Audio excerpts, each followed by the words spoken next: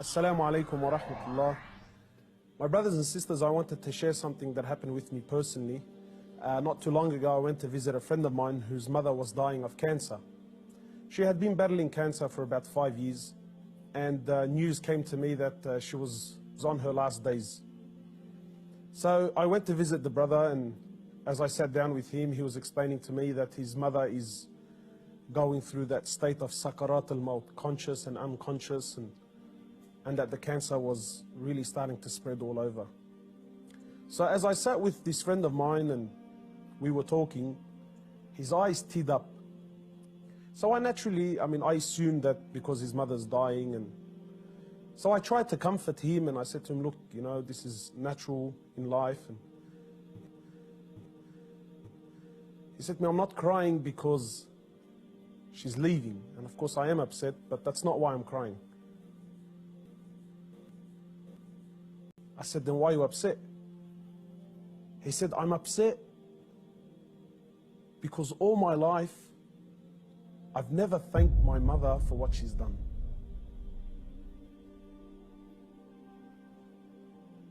And honestly, I can't explain what happened to me when he said these words, you know.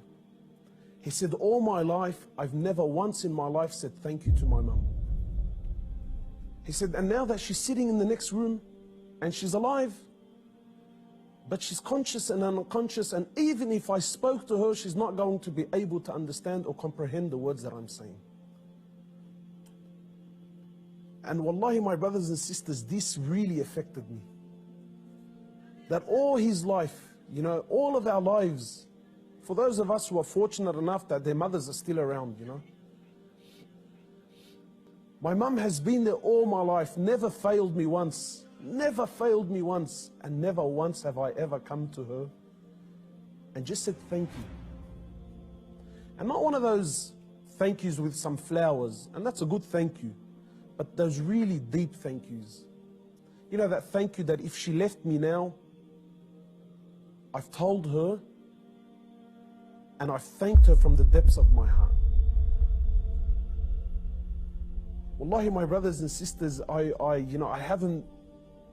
haven't been able to forget this. That when was the last time you thanked your mother? When was the last time you showed your mother genuine appreciation for everything that she's ever done? Or are we going to be like those, or are we going to be of those who, when our mothers leave us permanently, then we will sit back and remember and start to regret that I didn't take advantage of the opportunity when I had it. You know, my brothers, in many places around the world, they celebrate this thing called Mother's Day. And it breaks my heart because in Islam, in truth, Mother's Day is every day.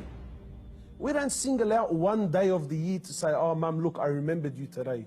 But rather, we're ordered by Allah and His Prophet, more or less, to remember our mothers on a daily basis. A man came to the Prophet of Allah and he says to him, O Prophet of Allah, and many of us get this hadith wrong. He says, O Prophet of Allah, who is most deserving of my kind treatment? He says to him, your mother. He says, then whom? He said to him, your mother. He said to him, then whom? He said to him, your mother. He said, then whom? He said, then your father. Many of us, we interpret this to be love, that my mother is most deserving of my love. No. The person that is most deserving of your kind treatment, of your money, of your health, of everything that you possess, the person that is most deserving of this more than anyone, above all, is your mother, then your mother, then your mother, and then your father. My brothers and sisters, in short, many of us, we still have our mothers. Wallahi, do not be of the losers who wait until our mothers leave us permanently, only then to wish and to regret and say, you know, I wish I can go back and thank my mother. If your mother is still around, you know, run. By Allah, run to her and thank her for everything that she's done. We ask Allah subhanahu wa ta'ala to make us of those who have the best relationship with their mothers, and we ask Allah subhanahu wa ta'ala to give them Jannah.